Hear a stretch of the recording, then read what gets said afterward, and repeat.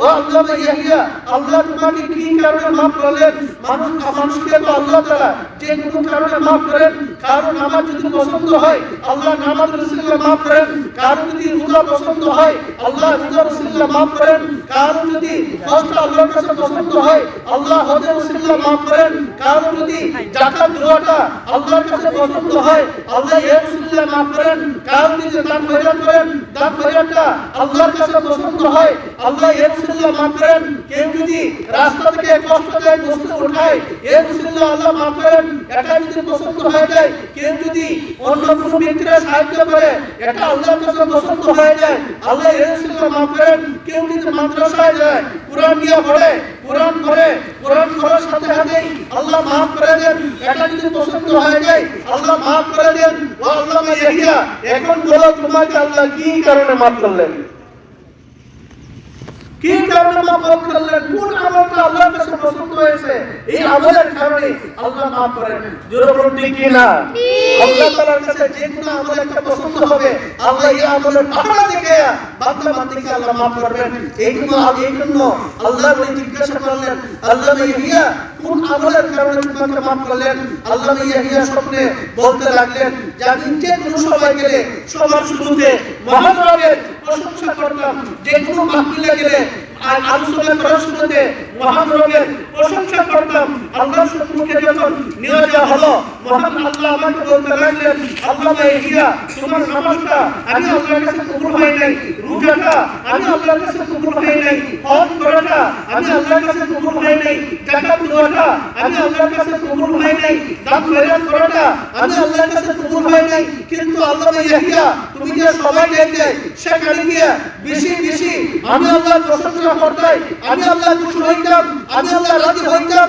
এই জন্য আমি আল্লাহ প্রশংসার উসিলায় তোমাকে মাফ করে দিলাম। সুবহানাল্লাহ। আশা করা যায় আল্লাহ তাআলা আমাদেরকে মাফ করে দিবে, এই আশা আসলে নাই, আশা আছে। এই জন্য আমরা আবার জোরে বলি আলহামদুলিল্লাহ, আবার জোরে বলি আলহামদুলিল্লাহ, আলহামদুলিল্লাহ, আলহামদুলিল্লাহ। এই এলাকা থেকে মাত্র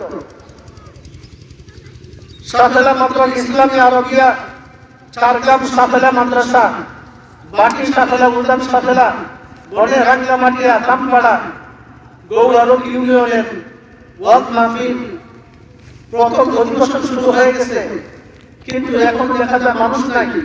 আল্লাহ সবার অন্তরে দিনে সঠিক ঢুকায়া দাও। আল্লাহ এই মাহফিলে যেন এই এলাকার মানুষ যেন ভরপুর হয়ে যায়, সবাইকে আসার তৌফিক দিয়া দাও। সবাই জোরে বলো আমিন।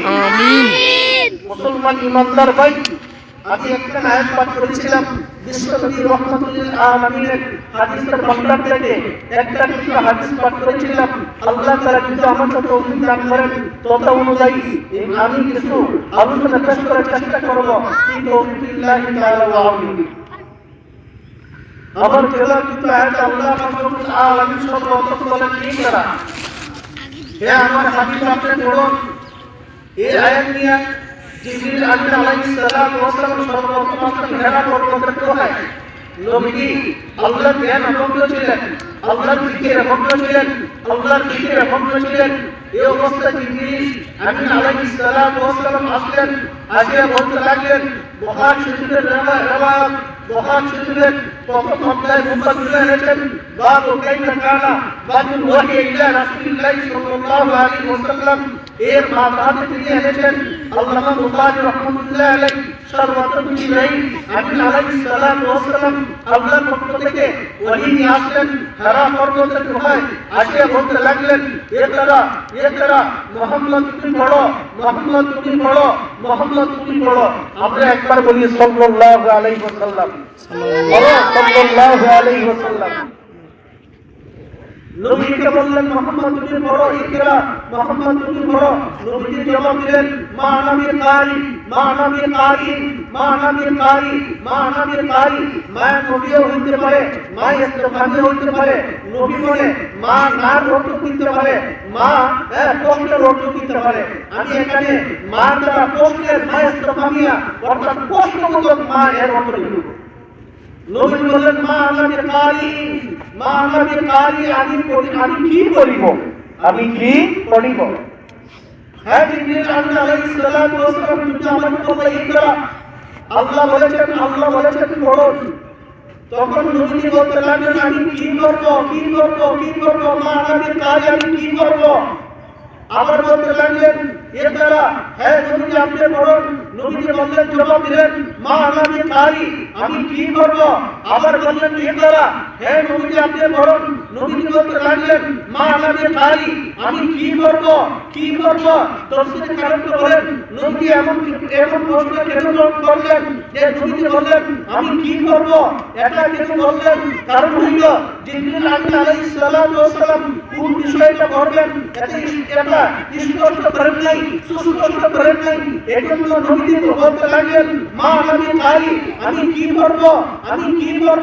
কারণ লেখাপড়া তো আবু জাহেল আছে, আবু জাহেল লেখাপড়া করার পরেও সে জাহান্নামে যাবে। লেখাপড়া তো উদ্ভাস সাহিত্য আছে, এরা বড় বড় পণ্ডিত, বড় বড় সাহিত্যিক, এদের মতো লেখাপড়া হলে আমার জাহান্নামে আগুন জ্বলতে হবে।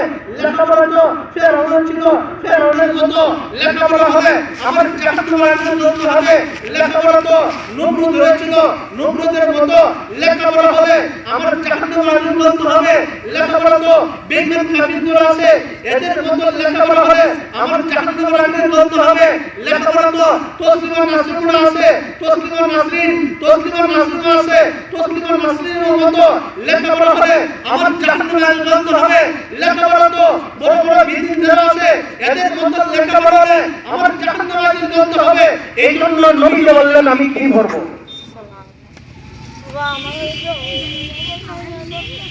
মাশাআল্লাহ আল্লাহ একজন মহিলা আপনার হাবিবের মাদ্রাসায় নগদ 30 টাকা দান করেছেন। আল্লাহ আপনি তো জানেন ওই মহিলার অন্তরে কি আছে, আল্লাহ কি মনের উদ্দেশ্য কুরবান কাছে আপনার তো জানা আছে। হে রব্বুল আলামিন, এই মহিলার মনের নেক কামনা বাসনাকে পূর্ণ করে দাও। এই মহিলার হায়াতে বরকত দিয়ে দাও, যৌবনে বরকত দিয়ে দাও, ফ্যামিলিতে বরকত দিয়ে দাও। আল্লাহ সমস্ত গুনাহকে maaf করে দাও। মনের যত নেক কামনা বাসনা আছে এগুলো পূর্ণ করার ব্যবস্থা করে দাও। সবাই জোরে বলুন আমিন।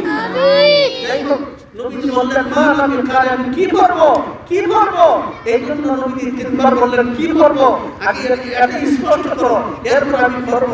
যে মুহূর্তে জিবরিল আমিন আলাইহিস সালাতু ওয়াস সালাম বলতে শুরু করলেন ইকরা বিসমি রাব্বিকাল্লাযী খালাক, আপনি আপনার ওই প্রভুর নামে পড়ুন যিনি আপনাকে সৃষ্টি করেছেন, যিনি আপনাকে সৃজন করেছেন।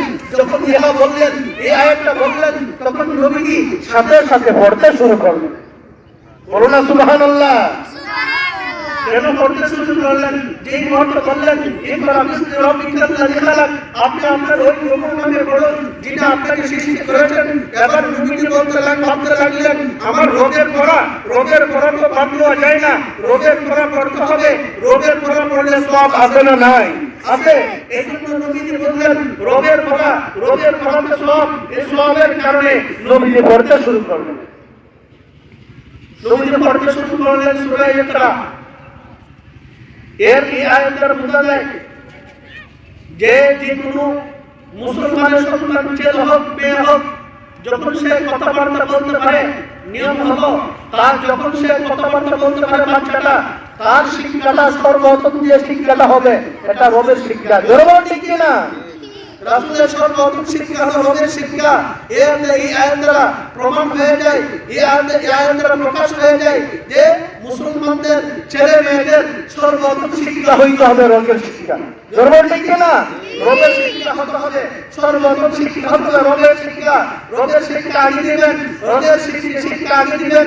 রবের শিক্ষা দেওয়ার পর এরপরে ছেলেটা যদি স্কুলে ভর্তি হয় কোনো বাধা নাই, হাই স্কুলে ভর্তি হয় কোনো বাধা নাই, কলেজে ভর্তি হয় কোনো বাধা নাই, ভার্সিটিতে ভর্তি হয় কোনো বাধা নাই, লন্ডন চলে যায় কোনো বাধা নাই, আমেরিকা চলে যায় কোনো বাধা নাই, ইউরোপ চলে যায় কোনো বাধা নাই, সৌদি চলে যায় কোনো বাধা নাই।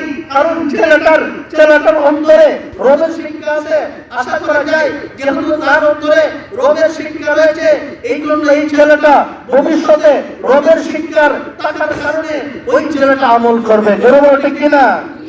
নাস্তিক হওয়ার আশা নাই, যেহেতু তার অন্তরে ছেলের তার ছেলের অন্তরে রোগের শিক্ষা আছে, পক্ষান্তরে যদি আপনার ছেলেটাকে সর্বপ্রথম রোগের শিক্ষা দেন না, অর্থাৎ এই মাদ্রাসায় পড়েন না, সাফেলা মাদ্রাসায় পড়েন না, চারগ্রাম সাফেলা মাদ্রাসায় পড়েন না, সর্বপ্রথম মক্তবে পড়েন না, এই মাদ্রাসায় পড়েন না, এর আগে যদি ভর্তি করে দেন স্কুলে, প্রাইমারি স্কুলে ভর্তি করে দেন, ছেলেটা কোরআন শিখতে পারলো না, হাই স্কুলে ভর্তি করে দেন, ছেলেটা কোরআন শিখতে পারলো না, কলেজে ভর্তি করে দিলেন, ছেলেটা কোরআন শিখতে পারলো না, ভার্সিটিতে ভর্তি করে দিলেন, ছেলেটা কোরআন শিখতে পারলো না, ডক্টর হয়ে গেল কিন্তু কোরআনের জ্ঞান নেই, ছেলে লন্ডন চলে গেল কিন্তু কোরআনের জ্ঞান নেই, আমেরিকা চলে গেল কিন্তু কোরআনের জ্ঞান নেই, সৌদি চলে গেল কিন্তু কোরআনের জ্ঞান নেই, যার কারণে ওই ছেলেটা যখন নামাজ পড়তে চায় সে নামাজ পড়তে পারবে না। জোরে বলো ঠিক কিনা? কারণ তার অন্তরে কোরআনের ইলম নাই, জ্ঞান নাই। কোরআনের ইলম যদি থাকতো, জ্ঞান যদি থাকতো, তাহলে এই ছেলেটা আজ না হোক কাল না হোক একদিন না একদিন নামাজ পড়বে। নামাজ পড়তে হলে কোরআন লাগে কি লাগে না? কোরআন ছাড়া নামাজ পড়া যাবে? সূরা ফাতিহা ছাড়া নামাজ পড়া যাবে? সাতটা সূরা ছাড়া নামাজ পড়া যাবে? নামাজ পড়তে হলে সূরা ফাতিহা লাগবে, নামাজ পড়তে হলে কমপক্ষে 7টা সূরা লাগবে।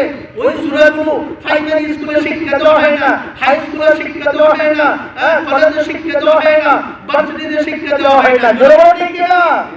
একমাত্র শিক্ষা দেওয়া হয় এই মাদ্রাসায়, এই মাদ্রাসায়। সুতরাং এই মাদ্রাসা টিকিয়ে রাখা এই 4 গ্রামের জন্য, 4 গ্রামের জন্য, বাকি সাবেলা, উদান সাবেলা, বনে রাগলামাটিয়া, দামপাড়া, এই 4 গ্রামের জন্য এই মাদ্রাসা টিকিয়ে রাখা অত্যন্ত জরুরি। এই মাদ্রাসা থাকলে আপনাদের ছেলেমেয়েরা এই মাদ্রাসায় কোরআন শিক্ষা করতে পারবে, ভবিষ্যতে সে নামাজ পড়বে। এই মাদ্রাসা না থাকলে আপনাদের ছেলেমেয়েরা কোরআন শিক্ষা করতে পারবে না, আর ভবিষ্যতে নামাজ পড়তে পারবে না। জোরে বলো ঠিক কিনা? এই জন্য এই মাদ্রাসা থাকার দরকার আছে না নাই? আরে বলো না, দরকার আছে না নাই? এই মাদ্রাসা টিকিয়ে রাখতে হবে। এই 4 গ্রামের জন্য এই মাদ্রাসা টিকিয়ে রাখা দরকার। দরকার বলতে এই মাদ্রাসা উস্তাদদের সঠিকভাবে বেতন দিতে হবে, ছাত্রদের জন্য খালি খোরাকের ব্যবস্থা করতে হবে। যদি তারা সঠিকভাবে বেতন দেয় না, খালি খোরাকের ছাত্রদের জন্য খালি খোরাকের ব্যবস্থা করে না, খাওয়ার ব্যবস্থা করে না, যদি মারা যায় আল্লাহর কাছে জবাব দেওয়া লাগবে। জোরে বলো ঠিক কিনা? কারণ এই হচ্ছে, এটা হলো 4 গ্রামের মাদ্রাসা। আপনি নিজে জ্ঞান করে ভাবছেন কিন্তু উস্তাদরা ঠিকমতো বেতন পায় না, ঠিকমতো বেতন পায় না, বিদায় ওনার পরিবারকে খাবার দিতে পারে না, নিজেও ঠিকমতো পানাহার করতে পারে না। আপনি ঠিকমতো পানাহার করেন কিন্তু ছাত্ররা ঠিকমতো পানাহার করে না, এর জবাব আল্লাহর কাছে দেওয়া লাগবে কি লাগবে না? অবশ্যই লাগবে। এই জন্য 4 গ্রামের মুরব্বিদের প্রতি আকুল আবেদন, আপনাদের এই মাদ্রাসার প্রতি লক্ষ্য রাখতে হবে। মাদ্রাসা যে কোনো ব্যক্তি চলান, এইদিকে আমার লক্ষ্য করার দরকার নাই। আমার লক্ষ্য করতে হবে এটা রাসূলের মাদ্রাসা, রাসূলের মাদ্রাসা, রাসূলের মাদ্রাসা, ব্যক্তিগত কারো মাদ্রাসা না, রাসূলের মাদ্রাসা। রাসূলের মাদ্রাসা টিকিয়ে রাখার জন্য আমাদের দরকার আছে না নাই? অবশ্যই আছে। কারণ এই মাদ্রাসা সাফেলা মাদ্রাসা মুস্তাকবিল হইলেন রাসূলের মেহমান। শুধু তা না, এই মাদ্রাসা ছাত্ররা হইলেন রাসূলের মেহমান। যেহেতু তারা হলেন রাসূলের মেহমান, এই জন্য এদের প্রতি লক্ষ্য রাখতে হবে, খেয়াল রাখতে হবে। পাকিস্তানের বড় একজন বলেছিলেন আল্লামা তৌফিক শাহ রহমাতুল্লাহ আলাইহি, অতীতকালে অনেক বড় আল্লাহ বলেছিলেন।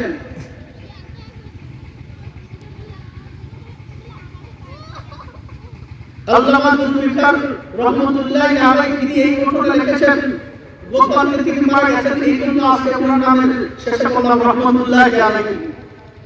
আল্লামা তৌফিক রহমাতুল্লাহ আলাইহি গতকালকে তিনি সকাল পর্যন্ত দুনিয়াতে ছিলেন, কিন্তু এরপরে তিনি দুনিয়াতে বিদায় হয়ে গেলেন। উনি আল্লাহর একজন বড় একজন ওলি ছিলেন পাকিস্তানে। উনি ঘটনা লিখেছেন আল্লামা তৌফিক রহমাতুল্লাহ আলাইহি বড় আলিম ছিলেন। এরপর ওনার পুস্তকখানা সবসময় উন্মুক্ত থাকতো। উন্মুক্ত থাকতো বলতে ওনার পুস্তকখানা ওপেন ভাবে খোলা থাকতো, মানে ওপেন থাকতো, খোলা থাকতো। যে কোনো মুসাফির আসতো, পুস্তকখানা আসতো, আসিয়াই বসে যে কোনো সময় খাইতে পারতো। যে কোনো সময় মেহমান আসতো, আসার পর আর বিলম্ব হইতো না, যে কোনো সময় পানাহার করতে পারতো। এমন ভাবে তিনি মেহমানদারি করতেন আল্লামা তৌফিক রহমাতুল্লাহ। মুসলমান ইমানদার ভাই, একদিন আল্লামা তৌফিক শাহ রহমাতুল্লাহি আলাইহি রাত্রিবেলা ঘুমাইলেন। ঘুমানোর পর নবীকে স্বপ্নে দেখলেন। বলুন না সুবহানাল্লাহ। বিশ্ব নবী রহমাতুল আলামিনকে তিনি স্বপ্নে দেখলেন। তিনি তো খুবই খুশি। নবীকে স্বপ্নে দেখা ভাগ্যের ব্যাপার, কি ব্যাপার না? মুসলমান ইমানদার ভাই, নবীকে স্বপ্নে দেখা এটা হলো ভাগ্যের ব্যাপার। নবীকে কেউ স্বপ্নে দেখতে পারে না। যার ভাগ্যটা ভালো ওই নবীকে স্বপ্নে দেখতে পারে। যার ভাগ্য ভালো নয়, তার বাড়ি যদি মদিনাও থাকে, সে নবীকে দেখতে পারবে না। আমল ওয়ালা হইলে, নেককার বান্দা হইলে বেশি নবীর উপর দরুদ পাঠ করলেন, নবীকে স্বপ্নে দেখানো। মুসলমান ইমানদার ভাই, আল্লামা তৌফিক শাহ রহমাতুল্লাহি আলাইহি বলেন, আমি নবীকে স্বপ্নে দেখলাম। নবীকে স্বপ্নে দেখা সত্য, কারণ শয়তান আমার সুরত ধরতে পারবে, আপনার সুরত ধরতে পারবে, আপনার বাপের সুরত ধরতে পারবে, আপনার দাদার সুরত ধরতে পারবে, আপনার মার সুরত ধরতে পারবে, আপনার বড় দাদার সুরত ধরে আপনাকে ঠকাইতে পারবে। কিন্তু শয়তান বলে নবীর কখনো সুরত করতে পারে না। আল্লাহ একবার হারাম করে দিয়েছেন। বিশ্ব নবী রহমাতুল আলামিন বলেন, মান রাআনি ফিল মানাম ফাকাদ রাআনি। নবী বলেন, যে ব্যক্তি স্বপ্নে আমাকে দেখলো, ফাকাদ রাআনি, সে যেন বাস্তবে আমাকে স্বপ্নে দেখলো। ফাইন্না শাইতানা লা ইয়াতামাসসালু বি। নবী বলেন, শয়তান আমার সুরত করতে পারে না। বলেন সুবহানাল্লাহ। মুসলমান ইমানদার ভাই, আল্লামা তৌফিক শাহ বলেন, আমি নবীকে স্বপ্নে দেখলাম, এটা আমার জন্য ভাগ্যের ব্যাপার। নবীকে আমি স্বপ্নে দেখলাম, স্বপ্নে দেখে আমি খুবই খুশি। কিন্তু নবীর চেহারা দিকে তাকাইলাম, তাকিয়ে আমি আজীব হয়ে গেলাম। নবীর চেহারাটা হাসির কোনো ভাব নাই, আনন্দের কোনো ভাব নাই। আল্লামা তৌফিক শাহ রহমাতুল্লাহি আলাইহি বলেন, এই মুহূর্তে নবীর চেহারা দিকে তাকাইলাম, নবীর চেহারাটা দেখলাম খুশি, নবীর চেহারাটা যেন মলিন, নবীর চেহারাটা হাসির কোনো ভাব নাই, নবীর চেহারাটা আনন্দের কোনো ভাব নাই। মুসলমান ইমানদার ভাই, আল্লামা তৌফিক শাহ রহমাতুল্লাহি আলাইহি বলেন, ভাগ্যের গুণে নবীকে আমি স্বপ্নে পাইলাম, কিন্তু নবীর চেহারাটা মলিন, নবীর চেহারাটা মলিন, নবীর চেহারাতে হাসির কোনো ভাব নাই। আমি অবাক হয়ে গেলাম, না জানি কোন পাপ করেছি, কোন অন্যায় করেছি, এর কারণে নবীজি আমার প্রতি বেজার, আমার প্রতি নবীজির নাকর, আমার প্রতি নবীর অসন্তুষ্ট। আল্লামা তৌফিক শাহ রহমাতুল্লাহি আলাইহি বলেন, একবার যাই আমি সাহস করে নবীজিকে জিজ্ঞাসা করলাম, ইয়া রাসূলুল্লাহ, ইয়া হাবিবাল্লাহ, আমি আপনাকে স্বপ্নে দেখেছি, কিন্তু আপনার চেহারাটা মলিন কেন গো? আপনার চেহারাতে হাসির কোনো ভাব নাই, আনন্দের কোনো ভাব নাই। ইয়া রাসূলুল্লাহ, ও আল্লাহর রাসূল, আমাকে খুলে বলুন, আমাকে খুলে বলুন, কি কারণে, কি অন্যায় করেছি, কি ভুল করেছি, যার কারণে আপনি আমার প্রতি বেজার, আপনি আমার প্রতি অসন্তুষ্ট, আপনি আমার প্রতি নাগর। ইয়া রাসূলুল্লাহ, আপনি বলুন। বিশ্ব নবী রহমাতুল আলামিন স্বপ্নে বলতে লাগলেন, তৌফিক শাহ, তুমি তো খুব মেহমানদারি করো, মেহমানদারি করো, ধন্যবাদ, কিন্তু আমার কিছু মেহমান আছে, এদের তুমি খোঁজ খবর নাও না, এদের মেহমানদারি করো না, এদের বেতনের ব্যবস্থা করো না, খানা খানার ব্যবস্থা করো না, পানাহারের ব্যবস্থা করো না। আল্লামা তৌফিক শাহ বলতে লাগলেন, ইয়া রাসূলুল্লাহ, ইয়া হাবিবাল্লাহ, স্বপ্নে কিন্তু তিনি বলতে লাগলেন, আপনার মেহমান যারা আমার তো জানা নেই, আমি চিনি না, আমি জানি না, চিনি না। যদি জানতাম অবশ্যই মেহমানদারি করতাম, যদি আমি চিনতাম অবশ্যই মেহমানদারি করতাম।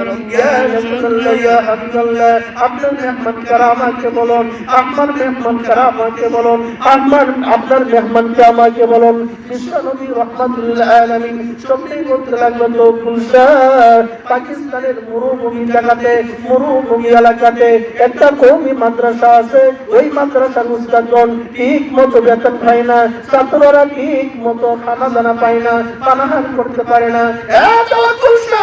ওই মাদ্রাসার উস্তাদগণ হলেন, ছাত্র হলেন আমি বিশ্ব নবীর মেহমান। আরে জোরে বলুন না সুবহানাল্লাহ। এরা হইল আমি বিশ্ব নবীর মেহমান। হে তৌকুলশা, তুমি তো খুবই মেহমানদারি করো, কিন্তু আমার মেহমানদারি তুমি করতে পারো না। অমুক জায়গায় মাদ্রাসা আছে, এই মাদ্রাসার উস্তাদগণ হলো আমি বিশ্বনবীর মেহমান, এই মাদ্রাসার ছাত্ররা হলো আমি বিশ্বনবীর মেহমান। ওই উস্তাদগণ ঠিক মতো বেতন পায় না। যাও তুমি একজন খোঁজখবর নিয়ে দেখো, ছাত্ররা ঠিক মতো পানাহার করে না, ঠিক মতো খাইতে পারে না, পানাহার করতে পারে না। যাও তুমি তাদের মেহমানদারির ব্যবস্থা করো। মুসলমান ইমানদার ভাই, এরপরে আল্লামা তৌকুলশা রহমাতুল্লাহ আলাইহি ওই মাদ্রাসায় গেলেন, গিয়া ছাত্রদের জন্য মেহমানদারি ব্যবস্থা করলেন, উস্তাদের জন্য তিনি মেহমানদারি ব্যবস্থা করলেন। বলুন সুবহানাল্লাহ। আল্লামা তৌকুলশা রহমাতুল্লাহ আলাইহি এরপরে তিনি গেলেন, যাওয়ার পর ছাত্রদের জন্য মেহমানদারি ব্যবস্থা করলেন, উস্তাদের জন্য মেহমানদারি কি করলেন? ব্যবস্থা করলেন। ব্যবস্থা করার পর পরের দিন আবার তিনি ঘুমাইলেন, ঘুমানোর পর আবার নবীকে স্বপ্নে দেখলেন। বলুন সুবহানাল্লাহ। এবার তিনি নবীকে আবার স্বপ্নে দেখলেন। পরের দিন স্বপ্নে দেখতে পাইলেন নবীর চেহারাটা যেন হাস্যোজ্জ্বল, নবীর চেহারাতে আনন্দের ভাব রয়েছে, নবীর চেহারাতে খুশির ভাব রয়েছে। এবার আল্লামা তৌকুলশা রহমাতুল্লাহ আলাইহি বলতে লাগলেন, আমার নবীজি গতকালকে আপনার চেহারাটা মনে ছিল, আপনার চেহারাটা আনন্দের কোনো ভাব ছিল না, হাসির কোনো ভাব ছিল না। আল্লাহ রাসূল মনে ছিল চেহারাটা যেন খুশি ছিল, কালো বর্ণ ছিল। আজকে দেখা যায় আপনার চেহারাটা হাস্যোজ্জ্বল, আপনার চেহারাটা পূর্ণিমার চাঁদের চেহারা সুন্দর লাগে। বিশ্বনবী কারণ কি? তার কারণ কি আপনি বলতে হবে। নবীজি বলতে লাগলো, ও তৌকুলশা, আমার মেহমানদের মেহমানদারি করেছ, ওই যে মাদ্রাসা উস্তাদ মধ্যে তুমি পানাহার করাইছো, এরা হইল আমি বিশ্বনবীর মেহমান। ওই যে ছাত্ররা কওমি মাদ্রাসা ছাত্রদেরকে তুমি পানাহার করাইছো, এরা হইল আমি বিশ্বনবীর মেহমান। আমি বিশ্বনবীর মেহমানদারি করার কারণে আমি নবীজি তোমার প্রতি খুশি হইয়া গেলাম। আমি নবীজি তোমার প্রতি খুশি হইয়া গেলাম। এতে বোঝা যায় সাফেলা মাদ্রাসার উস্তাদগণ কার মেহমান? বলো না, কার মেহমান? রাসূলের মেহমান। সাফেলা মাদ্রাসা ছাত্র কার মেহমান? রাসূলের মেহমান। নবীজির কথা আমার মন গড়া কথা নয়। আল্লামা তৌকুলশা বলেন, কওমি মাদ্রাসার উস্তাদগণ হলেন রাসূলের মেহমান, কওমি মাদ্রাসার ছাত্র হইলেন রাসূলের মেহমান। রাসূলের মেহমান। এই জন্য এদের মেহমানদারি করবেন না, কার মেহমানদারি করবেন? আর একদিন আপনি তালাশ করে দেখেন, হুজুররা মাসের পর মাস যায়, কিন্তু ঠিক মতো বেতন পায় না। এরপর হুজুররা পড়ান কি পড়ান না? পড়ানির মধ্যে কোনো গ্যাপ নাই। ছাত্ররা ঠিক মতো খাবার পায় না, এরপরও ঠিক মতো ছাত্ররা লেখাপড়া করেন কি করেন না? অবশ্যই করেন, কিন্তু লেখাপড়ার মধ্যে কোনো কমতি নাই, গাফলতি। এই জন্য এদের মেহমানদারি করুন। কওমি মাদ্রাসা উলামায়ে কেরামের মেহমানদারি করুন, কওমি মাদ্রাসা ছাত্রদের মেহমানদারি করুন, কারণ এরা হলো বিশ্বনবীর মেহমান। বিশ্বনবীর মেহমান কওমি মাদ্রাসা ছাত্র হইলেন বিশ্বনবীর মেহমান, কওমি মাদ্রাসা উস্তাদগণ হলেন বিশ্বনবীর মেহমান। বলুন না সুবহানাল্লাহ। ভারতের একজন হুজুর ছিলেন, ওনার নাম ছিল খান সাহেব, নওয়ারাল্লাহু মারকাদাহু, মারা গেছেন। আল্লাহ তাআলা ওনার কবরকে জান্নাতের টুকরা বানিয়ে দেন। সবাই বলুন আমিন। ওনার নাম ছিল খান সাহেব। ওই খান সাহেব নওয়ারাল্লাহু মারকাদাহু, তিনি প্রায় দিনই আল্লাহর কাছে দোয়া করেন, আল্লাহ আপনি আমাকে মকবুল হজ করান। যে হজ করলে আল্লাহ আপনার রাজি হন, খুশি হন, আপনার কাছে কবুল হয়ে যায়, এই হজ করা আমাকে তৌফিক দান করুন। প্রতিদিন তিনি নামাজ আদায় করার পর আল্লাহকে দোয়া করেন, আল্লাহ হজ করার তৌফিক দেন, হজ করার তৌফিক দেন। আল্লাহ আমাদের সবাইকে যেন বারবার হজ করার তৌফিক দান করেন। সবাই জোরে বলুন আমিন। আল্লামা খান সাহেব রহমাতুল্লাহি আলাইহি তিনি বলেন, ভারতের খান সাহেব রহমাতুল্লাহি আলাইহি তিনি বলেন, তাই যদি আমি দোয়া করি আল্লাহ মকবুল হজ করার তৌফিক দান ফরমাও, মকবুল হজ করার তৌফিক দান ফরমাও, এইভাবে দোয়া করি। এমন শুধু তা না, ঘুমাইবার আগেও, বিছানাতে যাওয়ার আগেও আমি আল্লাহর কাছে দোয়া কইরা করে আমি ঘুমাই। একদিন রাত্রিবেলা আমি দোয়া কইরা ঘুমাইলাম, ঘুমাইতেই বিশ্বনবীকে আমি স্বপ্নে দেখলাম। বলো না সুবহানাল্লাহ। বিশ্বনবীকে আমি স্বপ্নে দেখলাম। ভারতের খানসাব রহমতুল্লাহ আলাইহি তিনি বলেন, নবীকে আমি স্বপ্নে দেখলাম। স্বপ্নে দেখার পর নবী বলতে লাগলেন, হে খানসাব, তুমি যদি আমার বাড়িতে গিয়া তুমি পালং শাক দিয়া এমনকি গোস্তের টুকরা দিয়া তুমি যদি রুটি যদি খাইতে পারো তাহলে তোমার হজটা মনে করবাই আল্লাহর কাছে কবুল হয়ে গেছে। বলো না সুবহানাল্লাহ। নবীর স্বপ্নে দেখাইলেন খানসাব, হ্যাঁ খানসাব রহমতুল্লাহ আলাইহি, ভারতের খানসাব রহমতুল্লাহ আলাইহি, তুমি যদি আমার বাড়িতে গিয়া পালং শাক দিয়া এমনকি গোস্তের টুকরা দিয়া রুটি যদি খাইতে পারো, রুটির নাস্তা করতে পারো, তাহলে তোমার হজটা মনে করবা আল্লাহর কাছে কবুল হয়ে গেছে। কিছুদিন যেতে না যেতেই ভারতের খানসাব রহমতুল্লাহ আলাইহি তিনি বলেন, আল্লাহ তাআলা আমাকে হজ করার তৌফিক দান করলেন। বলো না সুবহানাল্লাহ। আল্লাহ তাআলা আমাকে হজ করার তৌফিক দান করলেন। যেই মুহূর্তে আমি মক্কাতে ছিলাম, মক্কার রুকুগুলি, হজের রুকুগুলি আমি আদায় করতেছিলাম, ওই সময় ওনার ছাত্র ছিলেন হুসাইন আহমদ মাদানী রহমতুল্লাহ আলাইহি। তিনি মসজিদের নববীর বারান্দায় বসে বসে তিনি হাদিসের দরজ দিতেন। হুসাইন আহমদ মাদানী রহমতুল্লাহ আলাইহি মসজিদের নববীর বারান্দাতে বসে তিনি প্রায় 17 বছর হাদিসের দরজ দিয়েছেন। বলো না সুবহানাল্লাহ।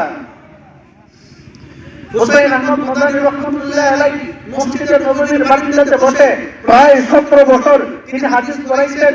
একদিন এক ছাত্র জিজ্ঞাসা করলো, একদিন হুসাইন আহমদ মাদানী রহমতুল্লাহ আলাইহি তিনি পড়াইতে লাগলেন, হাদিসের দরজ দিতে লাগলেন। এক পর্যায়ে আলোচনা আসলো যে বিশ্বনবী রহমাতুল্লিল আলামিন কবরের মধ্যে জিন্দা।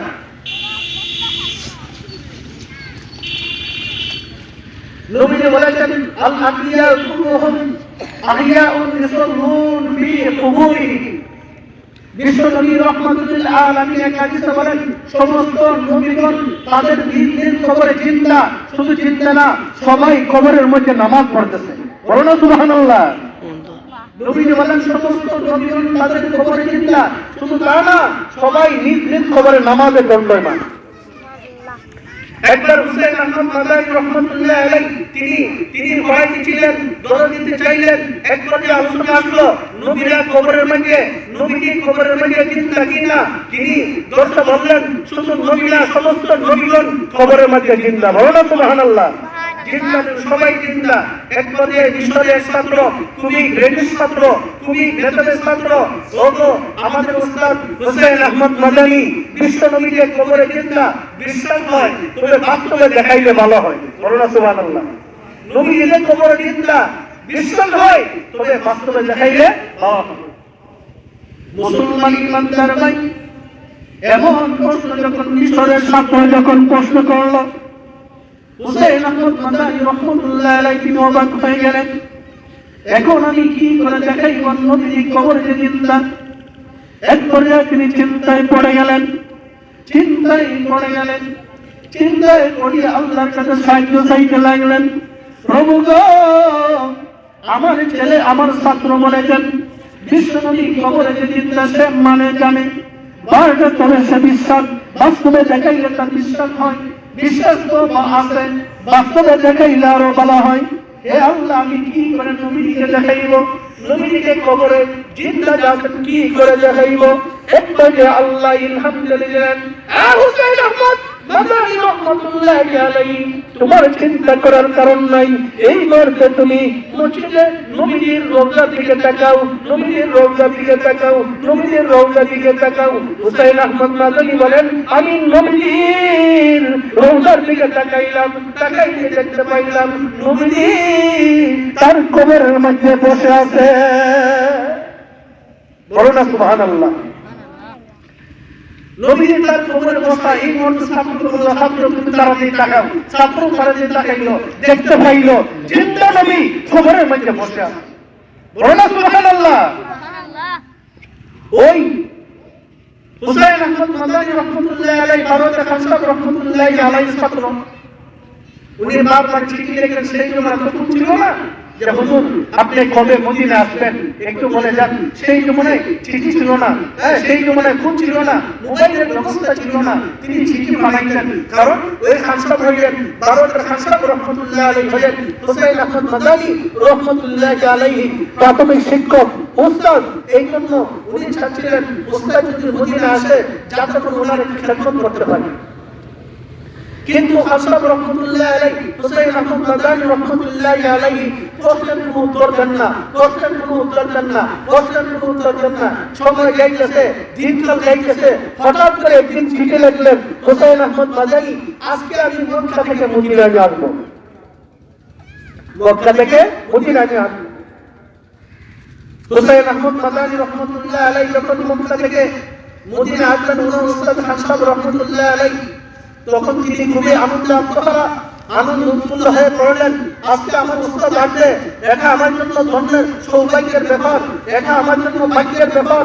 হুসাইন আহমদ মাদানী রহমাতুল্লাহি আলাইহি সকাল থেকে নিয়ে অপেক্ষা করতেছিলেন আমার উস্তাদ খানসাব আসবেন, আমার উস্তাদ খানসাব আসবেন। সকাল থেকে অপেক্ষা করলেন, দুপুর হয়ে গেল, ওনার উস্তাদ খানসাব রহমাতুল্লাহি আলাইহি আসলেন না। দুপুরে বড় নামাজ আদায় করার পর আবার কিন্তু অপেক্ষা করতে লাগলেন। হঠাৎ করে দেখা যায় একটা উট দেখা যায়, উটের উপরে একজন হুজুর দেখা যায়। তিনি ভালোভাবে তাকাইলেন, তখন দেখতে পাইলেন ওনার উস্তাদ খানসাব রহমাতুল্লাহি আলাইহি উটের উপর আরোহণ করে আসতেছে। বলো না সুবহানাল্লাহ। উটের উপর আরোহণ করে আসতেছে। তিনি আগাইলেন, দৌড়ায় দৌড়া আগাইলেন। অন্যান্য বড় বড় ছাত্র মুহাদ্দিস মুফতি তারা তো অবাক। হুসাইন আহমদ মাদানী রহমাতুল্লাহি আলাইহি ঘোড়া হয়ে গেছেন প্রায়। উনি দেখা যায় জুতা ছড়াই চলতে শুরু করলেন, চলতে শুরু করলেন। অন্যান্য ছাত্র তারা চলতে শুরু করলো। এটাই হলো উস্তাদের সম্মান। কওমি মাদ্রাসা উস্তাদকে কি সম্মান দেয়, কি মান দেয়? এই মান একমাত্র কওমি মাদ্রাসায় শিক্ষা দেয়। উস্তাদের সম্মান কতটুকু, শিক্ষকের সম্মান কতটুকু, এই সম্মান প্রাইমারি স্কুলে শিক্ষা দেয় না, হাই স্কুলে শিক্ষা দেয় না, কলেজে শিক্ষা দেয় না, ভার্সিটিতে শিক্ষা দেয় না। একমাত্র কওমি মাদ্রাসা শিক্ষা দেয় উস্তাদের মান কতটুকু। জোরে ঠিক না? কওমি মাদ্রাসায় এমন কোনো ইতিহাস নাই যে ছাত্র উস্তাদের মধ্যে বেয়াদবি করেছে, আছে নাই? কিন্তু স্কুল কলেজের ইতিহাস আছে যে ছাত্র উস্তাদের সাথে শিক্ষকের সাথে বেয়াদবি করছে। জোরে ঠিক না? করছে, ইতিহাস আছে। হুসাইন আহমদ মাদানী রহমাতুল্লাহি আলাইহি জুতা ছড়াই আগে দৌড়তে শুরু করলেন। ওনার উস্তাদ আসতেছেন, খানসাব রহমাতুল্লাহি আলাইহি আসতেছেন, ভারতের খানসাব রহমাতুল্লাহি আলাইহি আসতেছেন। সামনে আগে গেলেন, আগে গেলেন। যখন যেই মুহূর্তে হুজুর মদিনার একবারে নিকটবর্তী হয়ে গেলেন, উটটা নামাইলেন। হুসাইন আহমদ মাদানী রহমাতুল্লাহি আলাইহি তার গর্দানটা বাড়াই দিলেন। হুজুর আমার গর্দানে পা রাখুন, পা লাগিয়া আপনি নিচে নামুন। সমস্ত ছাত্র অবাক, আর কি? হুসাইন আহমদ মাদানী রহমাতুল্লাহি আলাইহি যিনি হলেন শাইখুল আরব ওয়াল আজম, যিনি হলেন আরবের শেখ, আজমের শেখ, ওই হুসাইন আহমদ মাদানী একজন মুরব্বির জন্য মুরব্বিকে বললেন আপনার পাটা রাখুন আমার গর্দানে।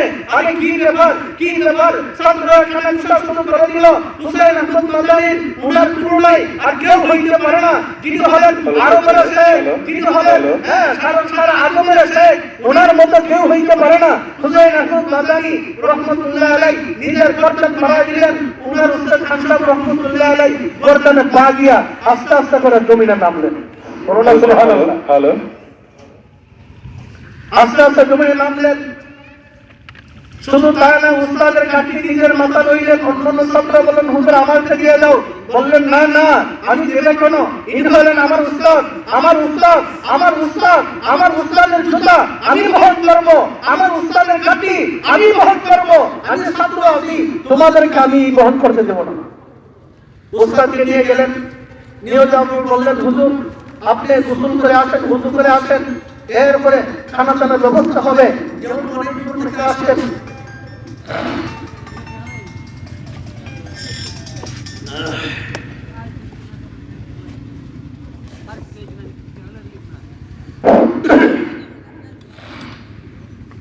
বলতে লাগলেন, হুজুর আপনি অনেক দূর থেকে আসছেন, তাই অনেক কষ্ট হয়েছে বিদায়, আপনি আগে গোসল করুন, উযু করুন, এরপরে পানাহার করুন।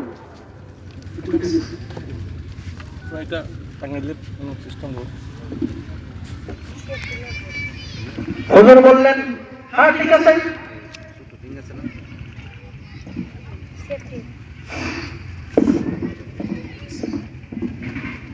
এক পর্যায়ে হুজুর বাথরুমে ঢুকলেন, গোসল করলেন, উযু করলেন, সুন্নত তরিকায় গোসল করলেন। আসার পর দস্তরখানা সামনে বিছানো হলো। শুধু তা না, দস্তরখানা দিকে তাকায় দেখলেন নবী দিকে স্বপ্নে বলেছিলেন, আমার বাড়িতে তুমি যদি ভালো শাক দ্বারা রুটি খাইতে পারো, গোস্তের টুকরা দ্বারা রুটি খাইতে পারো, তাহলে মনে করবাই তোমার হজটা আল্লাহর কাছে কবুল হয়ে গেছে। হুসাইন আহমদ মাদানী রহমতুল্লাহ আলাইহি দস্তরখানা দেখলেন পালং শাক, শুধু তা না, গোস্তের টুকরা, শুধু তা না, রুটির টুকরা, এগুলো দেখে তিনি আনন্দে কাঁদতে শুরু করলেন। বলো না সুবহানাল্লাহ। এবার হুসাইন আহমদ মাদানী রহমতুল্লাহ আলাইহি জিজ্ঞাসা করলেন, হুজুর কয়েকদিন ধরে আমরা অপেক্ষা করতেছি, হুজুর আপনি কখন আসবেন, কখন আপনার জন্য আপনি কখন আসবেন, আর উন্নত মানের খাবার তৈরি করব। প্রতিদিন উন্নত মানের খাবার তৈরি করি, কিন্তু আপনার অপেক্ষা করতে করতে যখন আপনি আসেন না, তখন আমরা খেয়ে ফেলি, নিজেরা খেয়ে নাই। হ্যাঁ হুজুর, আজকে এমন মুহূর্তে আপনি আমার বাড়িতে আসছেন, এই মুহূর্তে উন্নত মানের খাবার আমার বাড়িতে নাই, তাই আমি পালং শাকের ব্যবস্থা করলাম, কয়েকটা গোস্তের টুকরা ব্যবস্থা করলাম, রুটির আমি ব্যবস্থা করলাম। মনে হয় আপনার মন মতো খাবার হয় নাই, মন মতো রুটিগুলা হয় নাই, মন মতো গোস্তের টুকরা হয় নাই, মন মতো পালং শাক হয় নাই।